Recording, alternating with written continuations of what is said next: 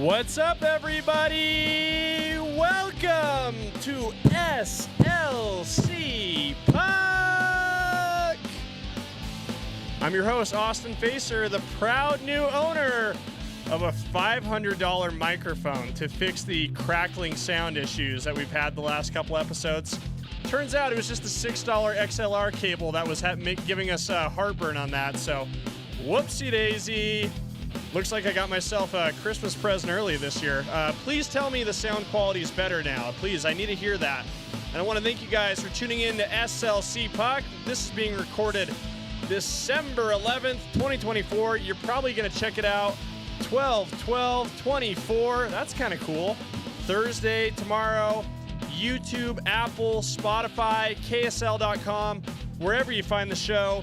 I appreciate you for tuning in. Don't forget to like, comment, subscribe, share this thing on social media too. Let all your friends know you found a hockey podcast and that it's changed your life for the better. That's my goal for this show, is to create something that makes your life not just a little bit better, exponentially better. I want this to be the best part of your week, twice a week. And that's why we do episodes every Wednesday, Thursday, and Sunday as well. So thank you for tuning in. This is the 65th episode of SLC Puck. We got a lot on the agenda today for SLC Puck's 65th show. Utah loses in a shootout to Minnesota, the first shootout in Utah Hockey Club history. It was a banger of a game. We'll dive into my thoughts and takes on that. NHL.com did a story on the progression of the Utah Hockey Club's permanent branding. This was something that was an early favorite topic on the show. And we'll check in with the hijinks of everybody's favorite injured duo, Durzi and Marino, and their good buddy Archie the dog. So that's on the docket for SLC Puck today. Don't forget, though, it's holiday season. It's coming up quick. Christmas is going to be here before you know it. And I know if you have any last-minute shopping things to get done, I would recommend not walking, but running to slcpuck.shop right now. We got lots of great stuff in here. Hoodie, shirt, beanies, all that. Some pieces of flair. Priced at cost, so, get it at a good deal and leave a donation to support the show. We love you. We appreciate you. Thank you for all that. So anyway, back to the subject matter at hand. Recording this again, as I said, on Wednesday, December 11th. Last night, the Utah Hockey Club had its first ever shootout. Ooh, the number one team in the Western Conference. The number one, I believe they're also the top team in the NHL right now. The Minnesota Wild rolled into the Delta Center, gave the Utah Hockey Club a heck of a game. And I'll say this, I think the Utah Hockey Club gave it right back to them. But, regulation wasn't enough to settle the score. How about that? And guess what? Overtime wasn't either. So they had to go to a shootout. That was very dramatic. Matt Boldy from Minnesota was the lone scorer in the shootout. Nick Bjugstad was Utah's last shooter in the shootout. He needed to score to keep the game alive. Makes a sick move on the goaltender, but unfortunately hits the crossbar, eliminating Utah's chances of progressing to the next round of the shootout and giving Minnesota 2 points there. Utah does pick up the 1 point with the overtime loss. But I thought it was actually a really encouraging game, and I have been super, super pleased with how the Utah Hockey Club has been playing of late. I think this recent stretch, you really kind of see them come into their own in a lot of ways here. And just to go over some recent results here. So 5-4 overtime loss to the Wild. That sucked. But before that, a quick 2-game roadie resulted in a couple of wins. They won both of those games, one over the Flyers, and then before that, the Sabres. Before they had hit the road for those 2 games, they took Dallas to task as well. Almost, I should say. They gave them a heck of a game. Lost a 2-1 decision for Dallas, in which Casey DeSmith, the backup goaltender, looked like he was all world in that one. But I thought Utah Hockey Club played really well in that. The game that preceded that was the 6-0 blanking of the Vegas Golden Knights, and then an overtime loss to the Edmonton Oilers was before that. And then before that, an overtime loss, I'm getting these mixed up. It's overtime, win, loss, win, loss, win, loss. But all of them close, great games. what I meant to say was before that was the overtime win over the Montreal Canadiens. But sort of recapping the Minnesota game, because this has been on my mind all day. I thought it was a really, really encouraging performance by the Utah Hockey Club. I think they saw a lot of grit.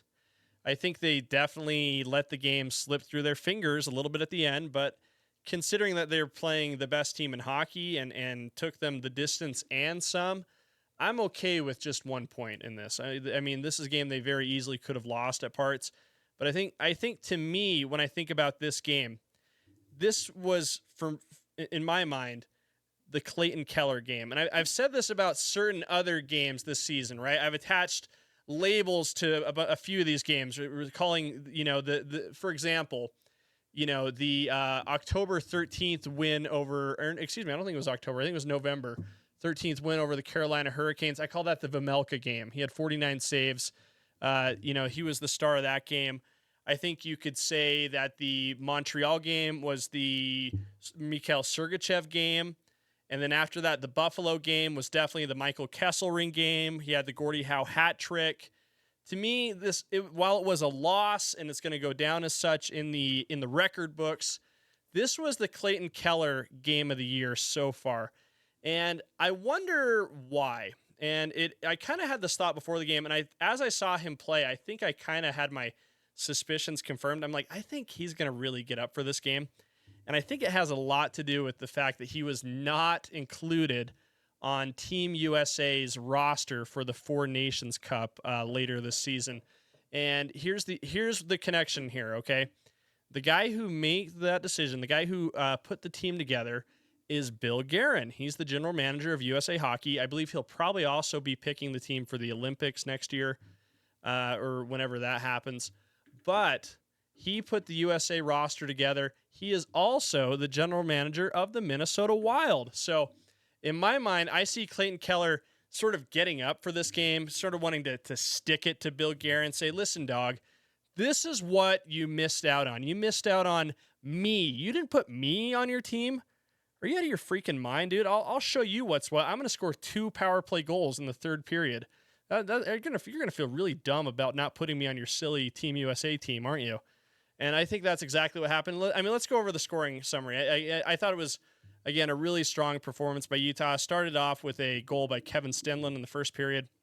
He's been awesome this year, by the way. He's, their best face-off man. I think he's been very surprising on offense. He plays essentially all 3 units: power play, special team, or power play, penalty kill, even strength, all that. He got the scoring started to put Utah up 1-0.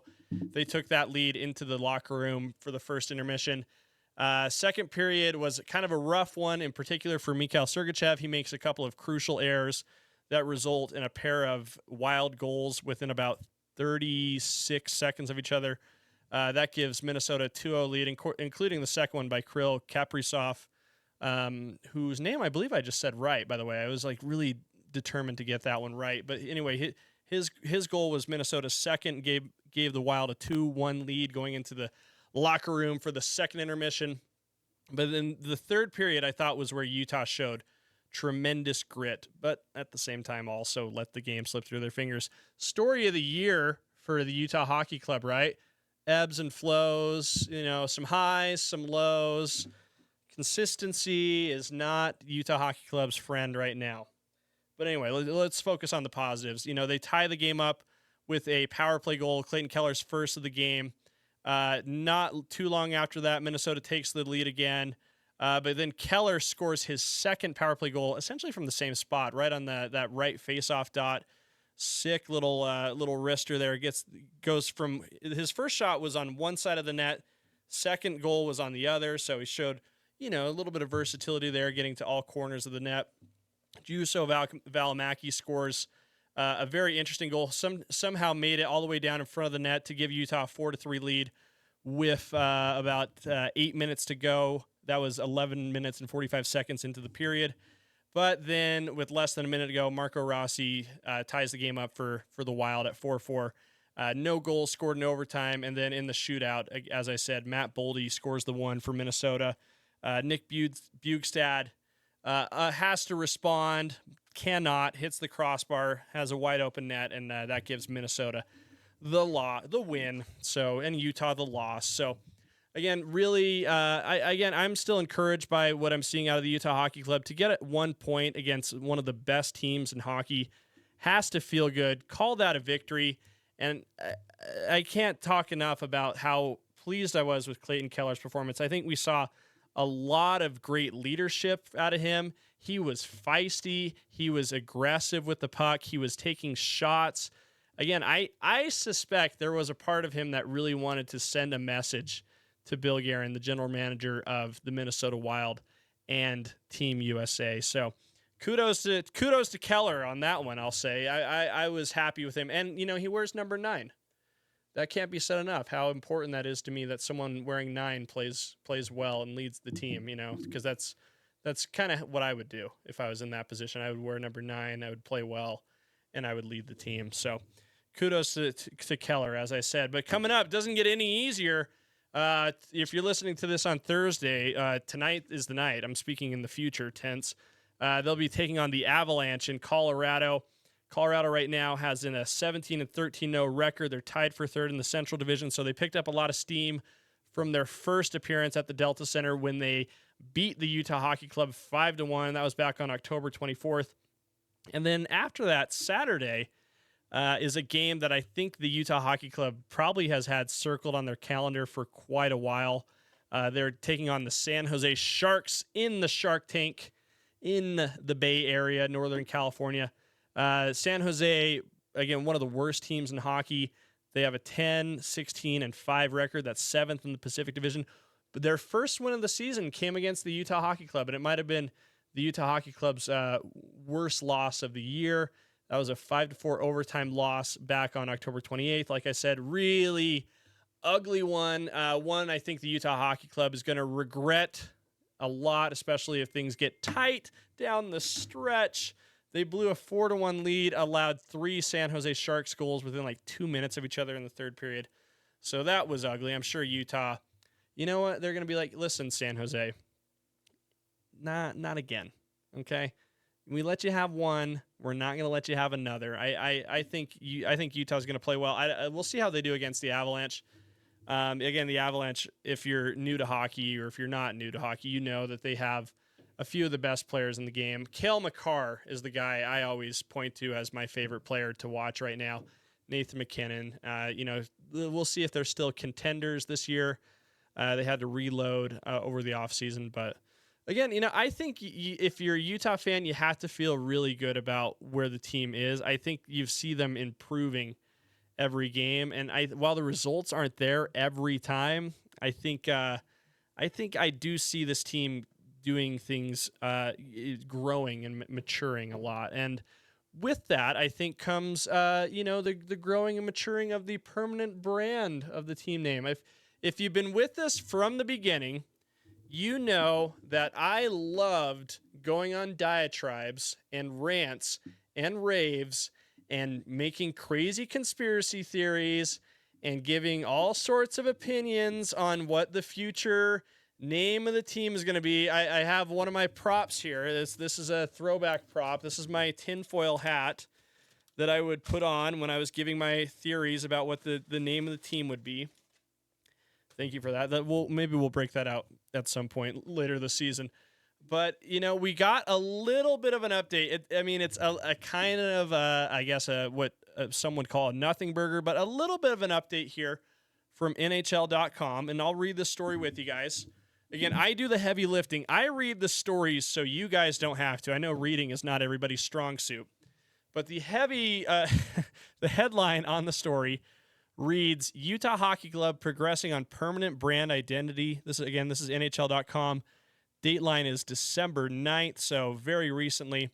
This is down in Florida, I believe. They had an NHL.com columnist covering the NHL Board of Governors meeting.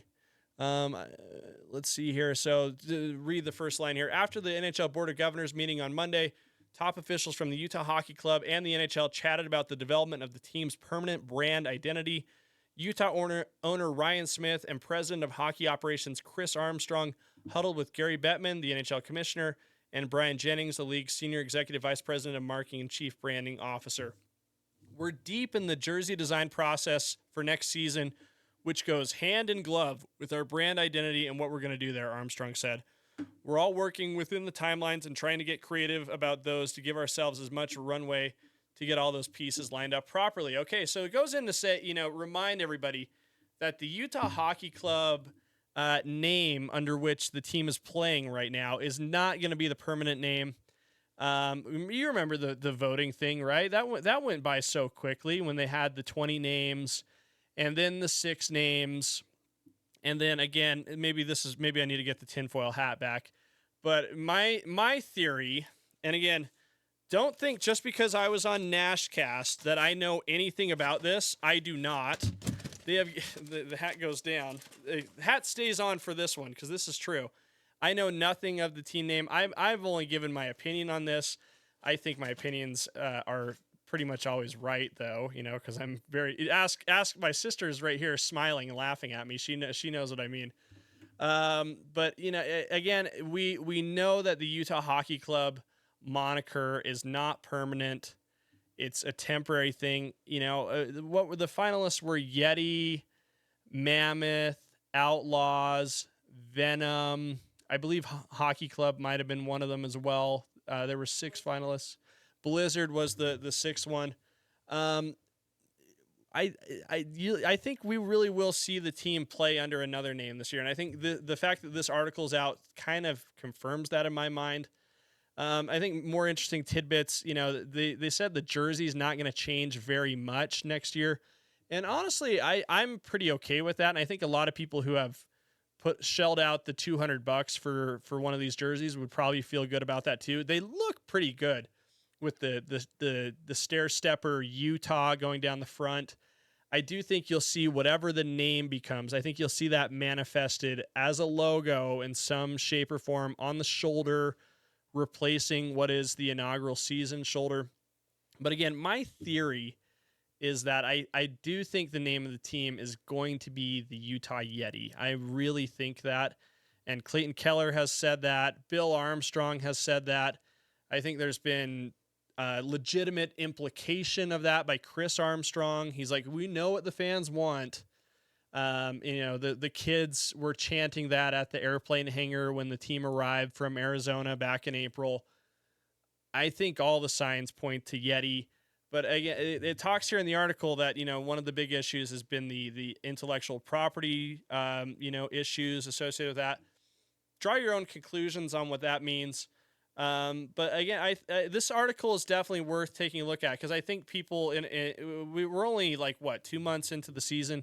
2 months and 3 days into the Utah Hockey Club's first season, but I feel like people are already kind of forgetting that we had a name vote thing going on. And so I can already imagine what's going to happen on the Facebook groups when the story breaks, when they announce the team name. I bet that'll be sometime after the season.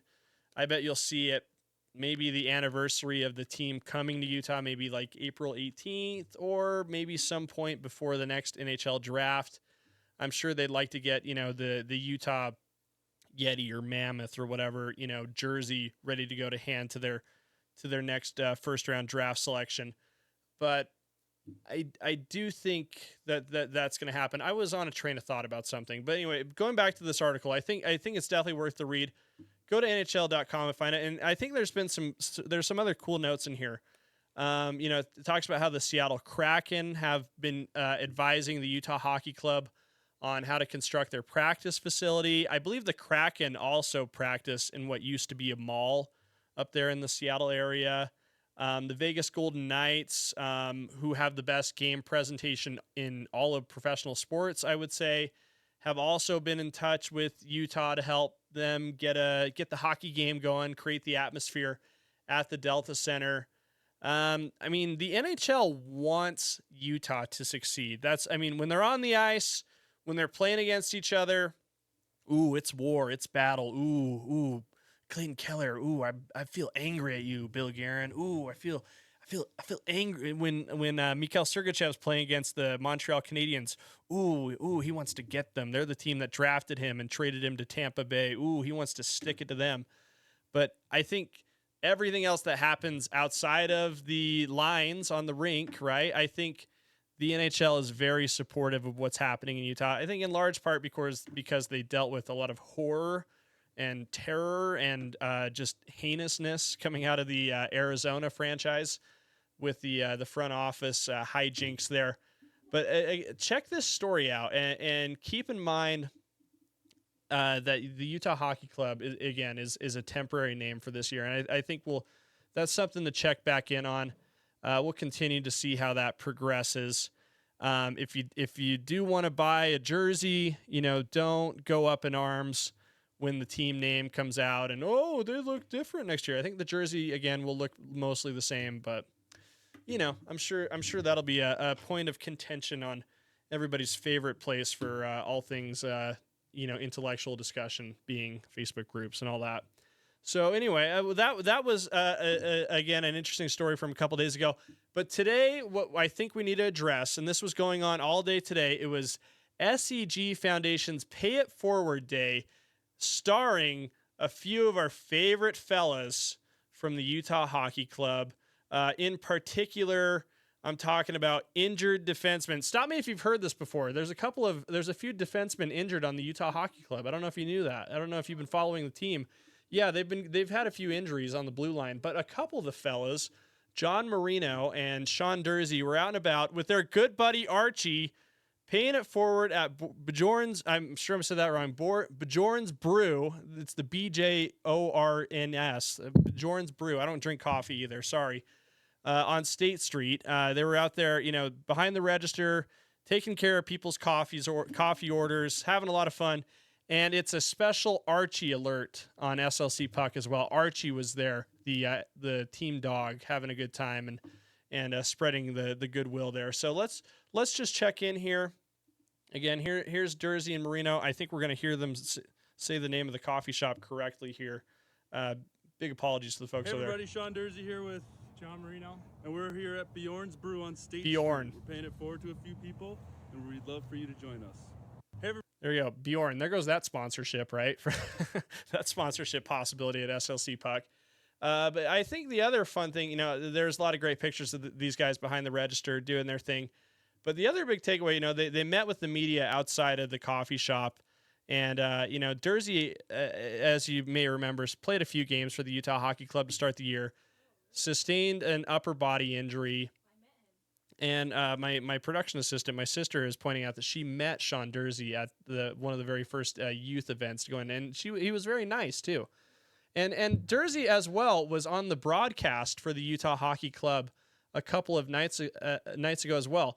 And as someone who has been on that set and has understood like how terrifying that is, I have so much respect for him. I thought he did a great job. That is not easy to do. Nick Olchek, Kim Becker, Tyson Nash, Dominic Moore, Matt McConnell, those guys are all pros. Sarah Merrifield, very, very good. What they do is really hard. Actually, I wanted to say this too before we get back to Durzi. To start the Minnesota game, I listened to Mike Fulta on the radio.